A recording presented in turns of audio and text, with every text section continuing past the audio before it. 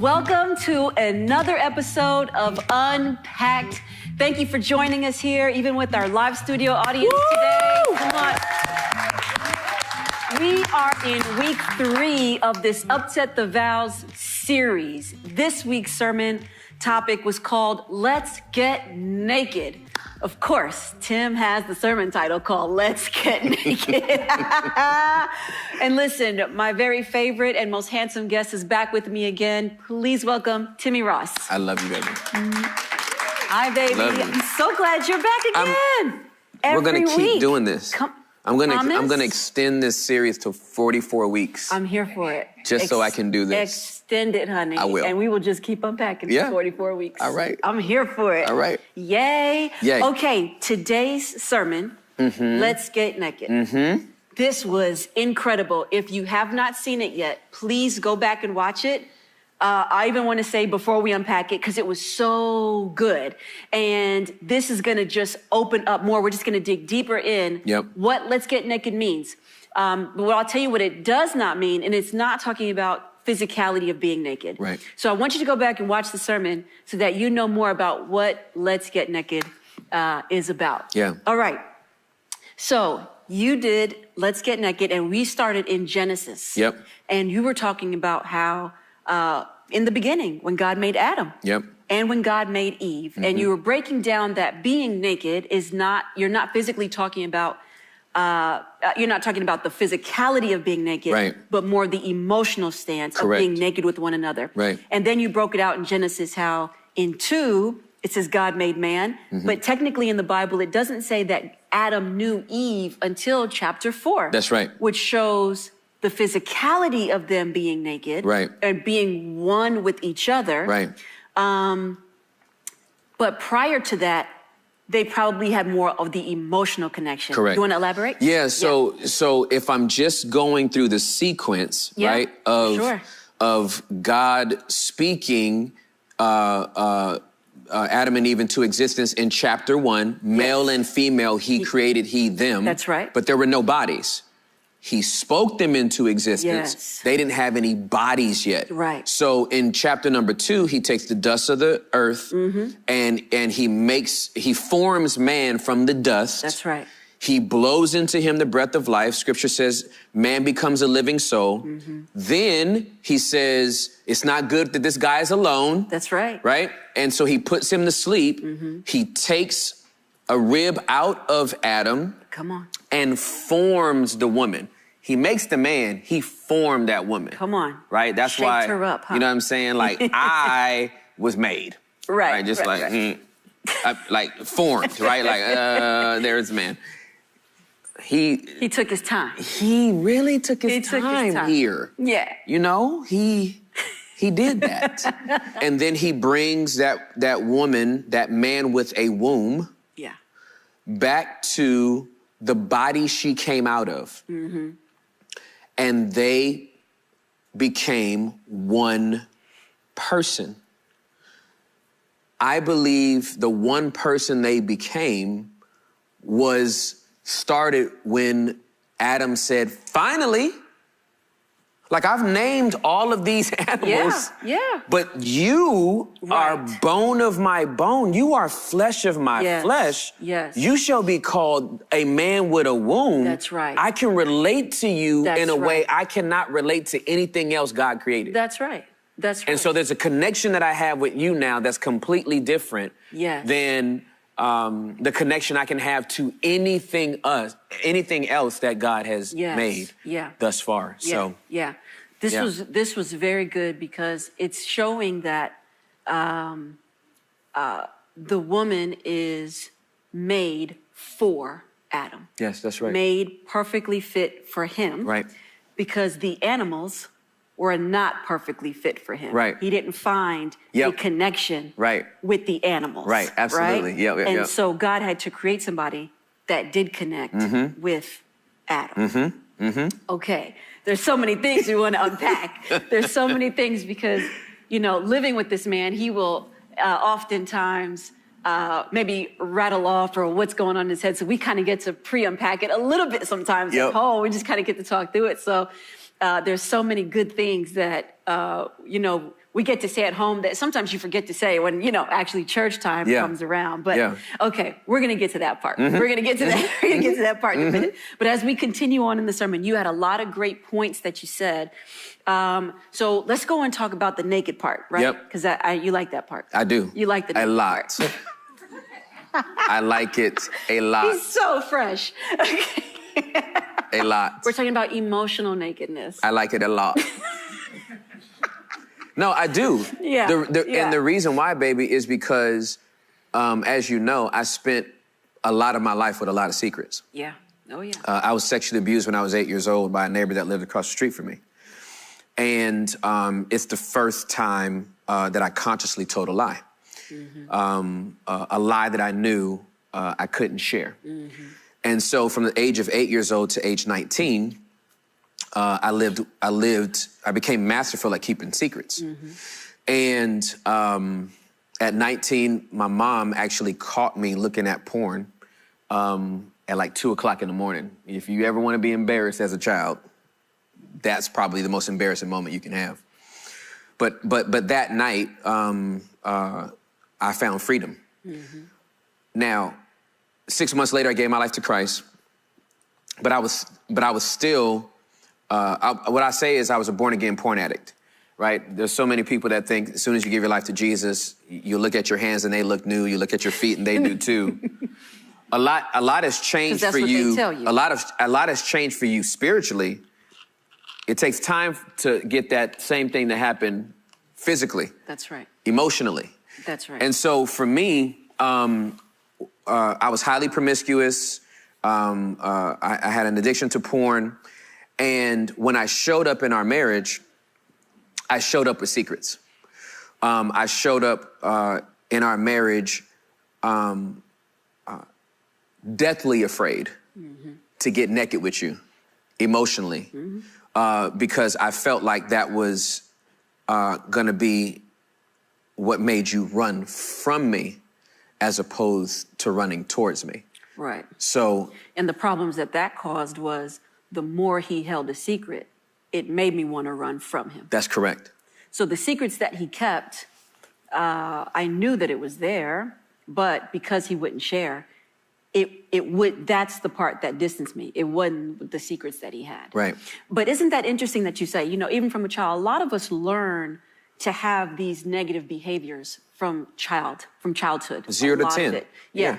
And so they learn to keep secrets. They learn to tell lies. They learn to be dishonest. And if it's not sort of addressed then and checked, then guess what? It goes with you as you become a teenager, as you become an adult, as you get married. And so these same sort of besetting sins continue on, and you bring this childhood baggage into your adult life. That's correct. And your adult marriage. Right. And so it just causes perpetual problems. Mm-hmm. Yeah. But the thing is, it's the lie of the enemy that he tries to trick you mentally to say, don't say that. Mm-hmm. Don't tell him or her because they can't handle it. Mm-hmm. Well, but how do you know? Mm-hmm.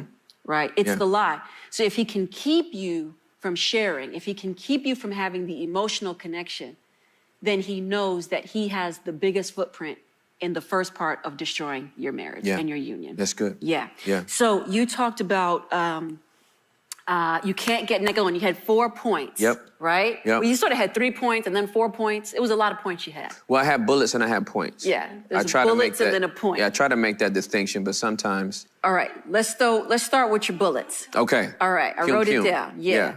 Let's Get Naked is not about a physical nakedness, but is about the emotional. So he said nakedness is not about, it's the less you wear, it's more about the emotional connection. So you talked about in Genesis 2, Adam and Eve had an emotional connection before they knew each other. Do you want to elaborate any more? Yeah, well, what I would say is, again, if we're going to just read what's there, what we find is he is happy to have someone he can relate to. Yeah. He is happy to have somebody that he has this connection with. And it's not based on sexual connection. Yep. It's based on I can talk to this person and relate to this person because he couldn't relate to the other. Now, let me say this part. So today, when I was getting dressed this morning, I always go back over the notes before I leave the house. I'll just, let me go back over. You want to go there? I have to. You ready to go there? Yes. Because it fits into this part. It fits into the whole thing. So I'm reading through and I'm okay. And again, I made mention of it in the sermon, but I have time to really ponder elaborate on it where God says it's not good for him to be alone. I must make a helper that's suitable for him. That's right. Let's name these animals. Right. What a pivot, right? Like, yeah. Hey, I've noticed something that you're deficient in. Yeah. I could just put him to sleep right now, but he goes, no, look, let's go name all the birds of the air and the wild animals. Let's name them all now. And then he comes back and puts him to sleep after he named all the animals. True. That's true. He comes back and puts him to sleep, wakes him up, and he goes, finally. Well, why does it hit him like that? Because he had named all this other stuff that he couldn't connect to, that he couldn't relate to. That's right. Now, that's good all by itself. But that good old Holy Spirit, hey, y'all, this is one of the wittiest people in the universe. Yep. The Holy Spirit said, I could not believe he said it like this. I couldn't wait. It was good. It was so good. He said, yeah, that's why so many relationships get called animals before they meet the one that makes them. Yeah. So for example, you can be with someone and if you don't like him, oh, he's a dog. She's a cougar. She's a bee. She's a bee. All these sugar daddy, animal names. Sugar mama, sugar baby, dog, evil. I'm naming all this stuff I can't relate to. I can't relate to the cougar. I can't relate to that monkey. I can't relate to that crocodile. I can't relate to that snake. Yep. I can't relate to that rat. You're calling them all this stuff. That's right. But you're naming them, but you're also enlightened that I can't relate to them. So what has happened, even for a lot of single people, that's good, baby, is that they have generalized based on an experience they've had with a person. All men are. That's right. This. All women are that. That's right. No, the woman you interacted with was that. That's right. Or that man you interacted with was that. And but the person that you're supposed to marry, you're supposed to go, finally. That's right. Yes. This is who God had for me. That's right. From the beginning. You were talking earlier in the service about when you are naked and transparent with one another. It's almost like it's a hard thing to do because there is a vulnerability. You have to be 100% vulnerable to become naked. Right. 100%. And you don't know what the other person is going to, how they're going to respond. Are they going to reject you? Yes. Are they going to try to shame you? Yes. You know, and I think that's a hard thing because many people face those issues. Yes. How do I really get naked? How do I really become transparent? Because my significant other that I did choose to be with, right? They may not be in the same place that I am. They may be judgmental. They may be critical. And so I find it hard to want to be transparent with them. I want to, but I almost have more fear to say anything than I do wanting to not say anything because I don't know how they're going to react. And so you talked earlier about your significant other is a mirror to you. And sometimes you could just be afraid to see another side of you. I think absolutely. I jumped on a couple of things there. No, you're fine. Again, I'm a literalist. So when I read the Bible, I'm taking it literally, right? And if the two become one, and Eve came out of Adam, then one was made two to be brought back into one. Yes. So you are me. I am you. And until I married you, I could not see all of me. Right. I saw some of me. Right. But I could not see all of me. I cannot see my eyebrows right now. I know they're there. Right. I can move them up and down. Yep. But you can't. I can't see them. I can barely see my nose. I'm glad for this big old nose I got, and I can flare my nostrils. I can barely see it. I cannot see my teeth right now. Yeah. So I can see my arms, I can see my hands, I can see my legs, I can see my feet. I need help seeing my face. There's things about you. There's that things you about me that I cannot see. And you need someone to point it out and show Until I had me in you to look at me and say, you have something right there. Right. I could have been walking around with lettuce in my teeth all day if I didn't have somebody looking at me. Right. Well, in the same way, somebody can pick up on that physically, right? Or you got a little snot, right? You need to wipe your, right? You got a little pride right there. I need you to. Yeah. I don't know if you see. Yeah. But yeah, the way your tone when you said that. That's right. Like I'm not sure. And when we're not used to seeing those parts of us, we get upset. Anybody beside me can be honest. When your spouse points out something to you that you know is the truth, let's be real, you know it's the truth. You're like, I did not want you to say that, right? I saw it. I don't need you saying it. Yeah. Right? Here's the other thing that's very, very hard to process. When you don't see what they see. That's right. When you're like, you keep saying this, but I don't see this. Right. And you're having this breakdown in communication to where you want to know what they're experiencing, but then you're kind of defensive. That's the big D word. Right? Yes. I'm defensive because that ain't me. I'm telling you, that's not what I'm doing right now. In your heart, you don't want it to be you. So now, and there are some instances where it's not even you. The thing that you have to do in those instances is stay curious. You cannot be offended and curious at the same time. But that happens all the time. Exactly. You cannot be defensive and curious at the same time. But that happens all the time. So what I've learned to do is if Juliet is showing me something about me that I do not see, instead of putting my wall up, instead of instantly clapping back, that ain't me, no, I didn't. What was it about what I said that made you feel that way? Yeah. And let's be very clear, guys. Tim and I have been together 23 years. Okay? Yep. So even what we're telling you now is not how it was for 23 years. No, not at all. Okay? We have been through all of the things. Yes. Can you say all the things? All the things. Okay?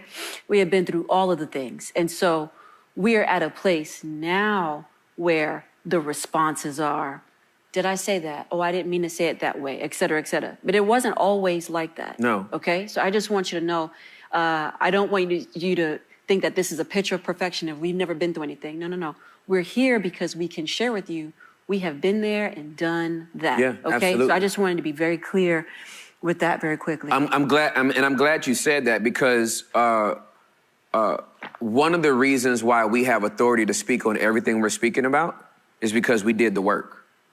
Yes, we did. Hard work. We did. Hard work. Hard work. Consistently. Consistently. Yes. Consistent hard work. Work. Because that's what a good marriage takes, is hard work. And so even when we talk sometimes and we might be answering some questions and it may seem like we might come across a little firm or that it might even sound a little harsh, it might land like that. Yep. The truth of the matter is we know what it takes to get a six-pack in your marriage. That's right. And we can't, that's the truth. Yeah. And to piggyback off that, we know how much work we put into this marriage and we can't stand, I mean, it's almost a disdain when we come across couples that don't want to put in even half the amount of work. No. But then they want the outcome. But you want a six-pack. That we have. And off 2 push-ups. Yeah, and it's frustrating. And so we get very passionate, very spirited when it comes to couples or one individual in the relationship that's just lazy and does not want to do what they said they would do when they gave their vows. And they don't want to be a man or woman of their word. It's almost like, I don't have time for that. Come back when you're desperate. You know, come back when you're desperate. It's the truth. That was good. It is the truth. So, yeah, so come back when you're desperate. Yes. Somebody needs to put that in the chat. Make sure they put that in the live chat. Come back when you're desperate. All right. I can't get naked alone. That's what you have your spouse for. That's who God brought in your life. That's right. It's for that spouse. Right. For you to get naked with that spouse. That's right. With your spouse. Right. Just to be very clear, not somebody else's spouse. Not a single woman or man. Not a girlfriend. Not a boyfriend. You are to get naked with your spouse and nobody else's. Yeah. Figure it out. Figure them out. This is your Rubik's Cube. Figure them out. My intrigue with Juliet has lasted for 23 years. For 23 years, I'm figuring her out. When I think I found out, cracked that Da Vinci Code, I just throw a sidebar. You know what I'm saying? She come up with something new, not purposely, but as you're living through life, as life happens to you, as you experience life, you have 2 kids, we have 3 miscarriages, right? We go through life. We go through life and people die and jobs change and there's ups and downs and your body starts changing, all that kind of stuff. Listen, you gotta figure these people out. Again, the same person. Yeah, because you're gonna go through the same thing or something different. So when one spouse might start changing, right, or going through a different season, might not be at the same time you're changing and going through a different season. That's correct. Just wait. That's right. You are going to want them to express the same grace. Okay? You are going to want them to express it because they're not going to have all the answers of why. Right. Their mood may swing. Yeah. I tell people all the time, there's no red button. There's no power button for hormones. Okay? There's nothing that, an indicator that goes up and says, oh, my hormones are going off. You know, it's taking me over here, it's taking me over there. You don't know until you're in the moment. That's right. And so sometimes you got to be able to go with the punches, roll with the punches, okay? Okay. Can I? Okay. Want me to tag you in? Yeah, please. All right. Go for it. Your hands are cold. My hands are cold. Yes. It's all good. So, when I drive to church on Sunday mornings, I share my location with 2 or 3 people. It's 2 or 3 people in the building that I feel like needs to know when I'm going to arrive. I share my location with them. I already know where you're going with this. Good job, honey. In our marriage, we have to constantly share our location. That's so good.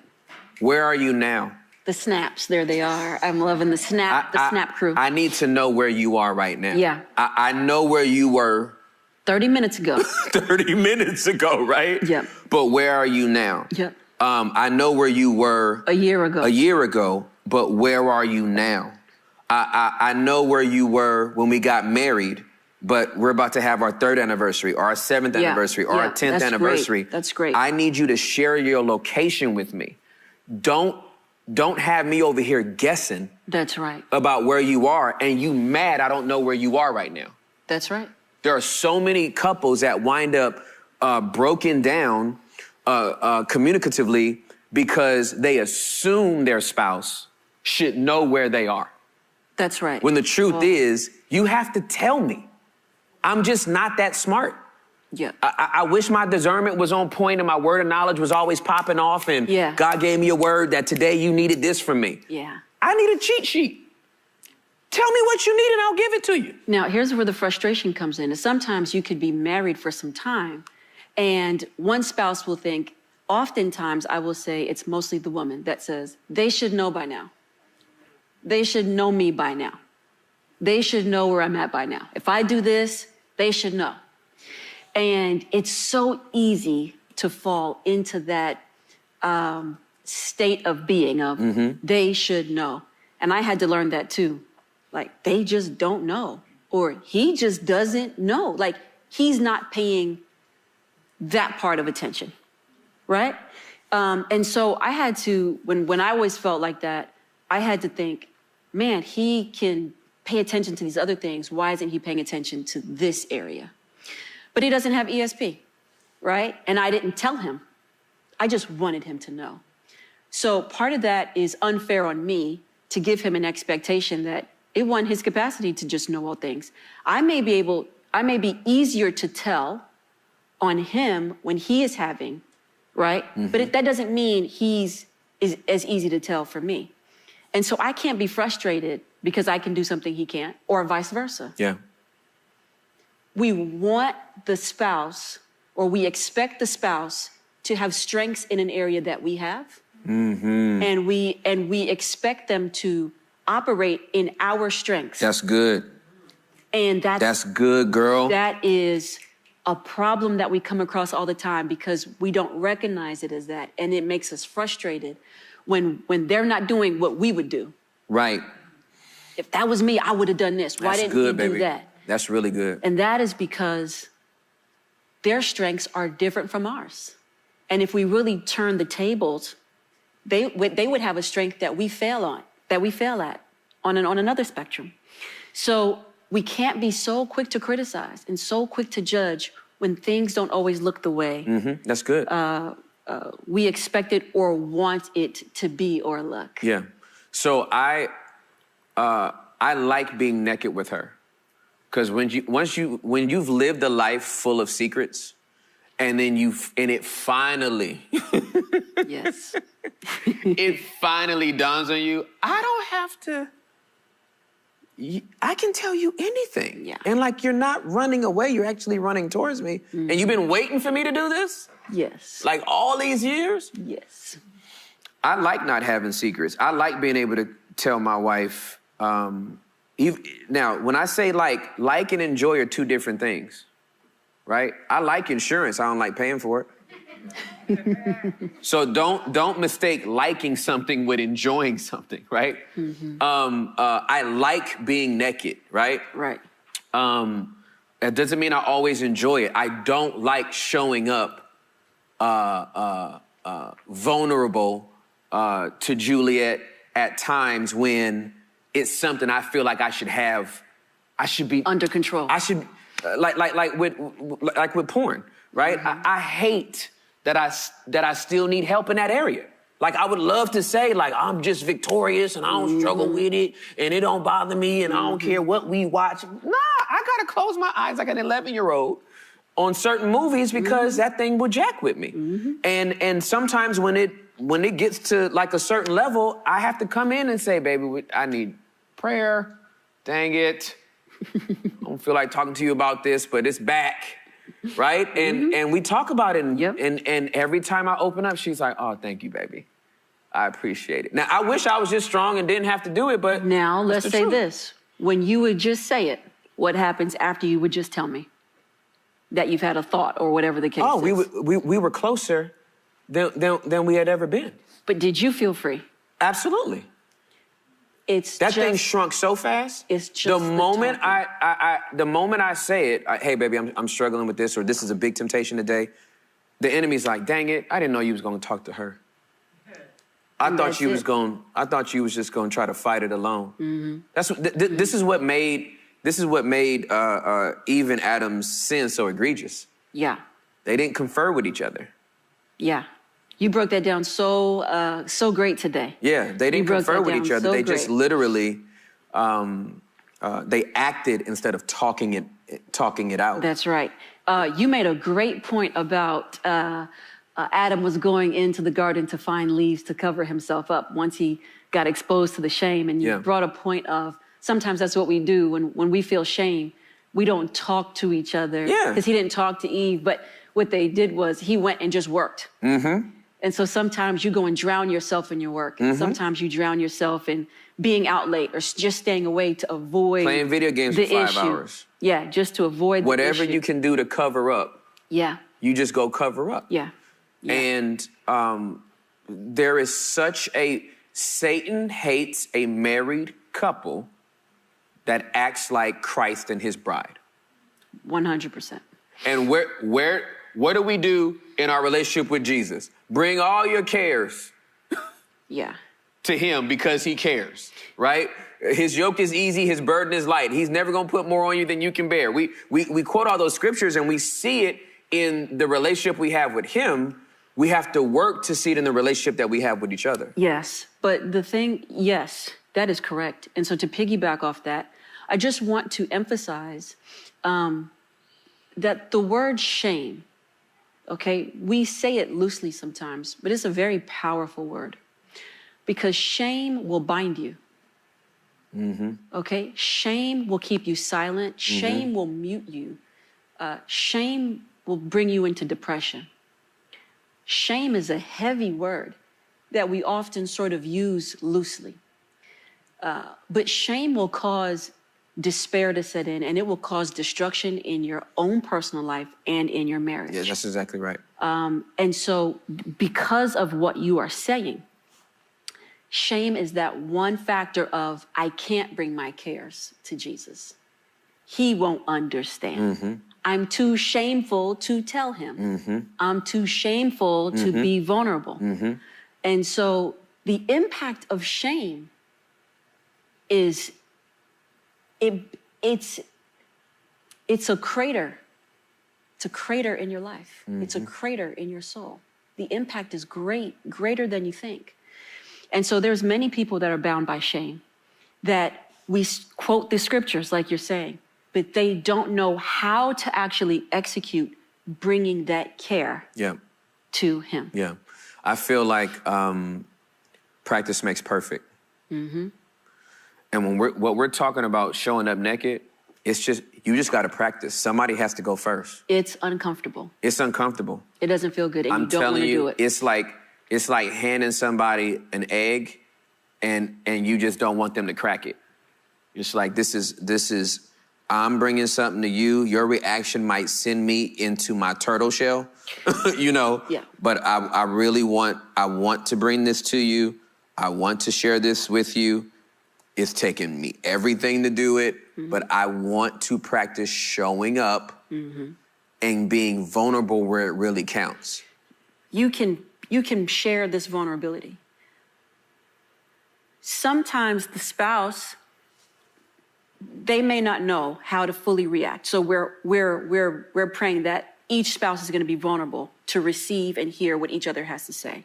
But with that being said, whatever it is that you're bringing, you also need to be willing to work on your stuff. You can't have this broken egg every single time. And it's just the same broken egg that you're constantly bringing back because you're not working on yourself. That's good. That's very good. Okay, so I want the vulnerability. We want you guys to get naked with each other, 100%. But it is draining and it is tiresome when it's only, I'm always bringing you this egg because I'm vulnerable or I got caught, but you're not doing anything in the meantime to get better and you're not taking any steps to better you. So there needs to be, on both parties, a self-evaluation and an honesty, whether that's you getting counseling for your own individual self or getting help. You need to make sure that you individually are also doing the work so that if you are bringing the eggs every time, and this is where I'm at, there needs to be some level of steps that I can say, okay, well, you know what? You are working on it. That gives me a confidence to know, okay, I'm gonna keep taking these eggs because I know that you're really trying. But don't keep coming every time you're not doing anything. It's just an excuse every time you got caught. See, that's another. And that's not even true nakedness. That's not. Because true nakedness is not just a self-awareness. It's the plan. That's right.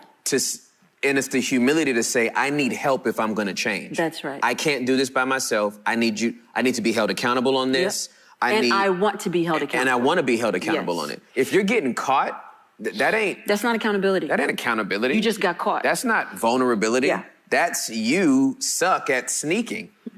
Right. You're just a whack liar. Like that's not, you're just not good at it, right? Like, right. So vulnerability, transparency makes you see through, but vulnerability is when you give me something that I wouldn't have seen without you showing me. Yeah. I don't know why I'm thinking about Fire Marshal Bill. Let me show you something. Do you all remember that? Oh my goodness. Yeah, that's the callback. Let me show you something. Oh, my favorite. But that is the vulnerability is when I initiate showing you something that you wouldn't have seen That's right. unless I showed it to you. Right. If Eve would have went to Adam and said, baby, I need to tell you something. I'm really struggling with this one tree that's in the garden. For some reason, I can't take my eyes off of it. I'm so curious about the fruit. Yeah. I know that he said we shouldn't touch it, but man, this is really, she didn't ask for help. Right. And once he found out the conversation that had happened between her and the serpent, he didn't become the mirror to say, you know, you shouldn't have done that. Right. He just corroborated and joined her and went along with her. And again, he ultimately died with his bride when Adam is supposed to die for his bride. That's why Christ is called the second man, Adam, because he actually died for his bride the way that the first man, Adam, should have. That's good, honey. Yeah, baby. I got to unpack that. Okay, now I do want to talk about something that we mentioned earlier. Okay. Back to the getting naked, emotional connection. And maybe we said it earlier, but I want to make sure we emphasize this again because it is very important. And I have seen myself so many marriages getting destroyed because of us getting naked with the wrong people. Us getting naked with people that are not our spouse. And it has caused such division, devastation, and just a brokenness in the marriage. So I want to talk about that. I want to talk about when you and your spouse are not in the best place, right? For a woman, they typically like to get their feelings out and talk and share and express and cry and vent. And I need somebody to talk to, right? Because whatever's happening with their spouse, they don't feel like they can talk with their spouse. And if there is, for a woman, another man that's right there, oh, what's wrong? I'm here. There is now, I'm bearing my soul and I'm giving you my heart and my soul. And I'm now find myself getting naked with somebody that is not my spouse. So now that I have been vulnerable and I've been open with this friend, stranger, whatever, who was available at the time of my need, and they may have said something to help, to aid, to comfort me, to make me feel better. Now I have some sort of connection with them. There is some connection that has formed because they have helped me in a way, almost as if I feel like I owe them something. So now, if he calls back, I need to answer the phone. If I see them again, oh, let's get a coffee, whatever the case is, because now they've helped me, and then now I want more. I was comforted. That's good. So this is the way that it works psychologically. So then now when you're back home with your spouse, you're free from your burden of whatever it was because you gave it to somebody. But now when you're back with your spouse and he or she is like, well, honey, what happened? How are you? Oh, I'm good. So now there's a disconnect because now the husband or spouse can't reach you. Right. And whether he or she did something wrong, we don't know if they're trying to come back to apologize. We don't know. We've sort of cut it off now because somebody here filled that void. And it is that emotional connection that is actually what causes affairs in a lot of marriages. And no, it might not be a physical affair, but that emotional affair is actually graver than the physical affair. It absolutely is. I've seen many marriages be able to be restored from a physical act of adultery. For sure. But emotional. Hard. It's very, very hard because the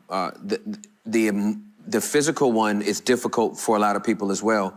But I've found that the emotional one far outweighs the physical one. That's right. Because, okay, you gave that person your body and you were stupid, okay? And you are stupid. And you're going to pay for that, right? You may continue to be stupid for a long time. Right? In my head. That can be restored. But when it's emotional, you've actually given that person something that should have been here. That's right. There.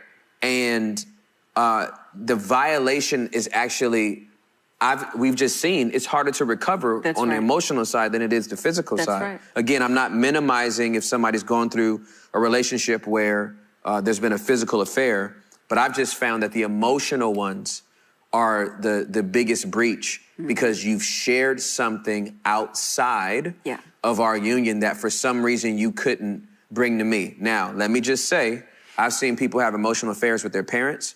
I've seen people have emotional affairs with their siblings. Good. It's not just you found some side chick or some side guy. Whoever this person is. Whoever this other person is, and you're telling them everything. That's right. But then you're not bringing that back to talk about that and unpack that in the actual relationship. That is a huge violation. Yes, it is. And again, if there's been an issue with communication, where I tried to bring it up before, but they flare up and all this kind of stuff, I'm telling you, y'all will not get through this without a third party. That's right. Intervening. You need a quality third party. Yes, you need somebody that's going to be able to coach you through it, because neither one of you know how to communicate. Right. You might be good communicating at this, but you ain't good communicating at that. Right. And the longer you stay out of someone coaching you through, that's right, the longer it's going to take before you all are actually naked in your marriage. That's right. So you have to do the work for you individually. And if they don't want to do that work together with you, well, then that's something else you need to talk about. But make sure that you are doing your part and you're check boxing off everything as much as you can. Yep. Baby, this has been a really great chat. I know we delved into a little bit more, some deeper things today. Yeah. This Let's Get Naked Week 3 is incredible. If you have not seen it, I really want you to go back and watch Sunday's sermon of Week 3, Upset the Vows, Let's Get Naked. It will bless your whole soul. I know many of you are challenged in your marriage, and hopefully some of these things that we are unpacking is going to help you all get some help. We definitely have some marriage resources. Hopefully that'll be up in the screen for you to do, for you to connect with. And what I want for you is I'm going to challenge you to get naked with your spouse.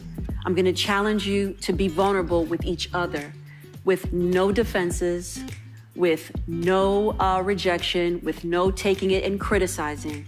I'm going to ask you to take each other by the hand and do something different. If you want the betterment of your marriage to succeed, there are going to be some things that you have to do that makes you uncomfortable. And so I want you both to be able to start to share little by little and talk it through without judgment and being defensive. Thank you so much for joining us with this week on Unpacked. I want you to keep sending in your questions. I want you to keep sending in your comments. We're going to have our Q&A session next. We're going to answer as many of them as we can. Until then, I love you. We love you. God bless you. And we are praying for you in your marriage. See you next week.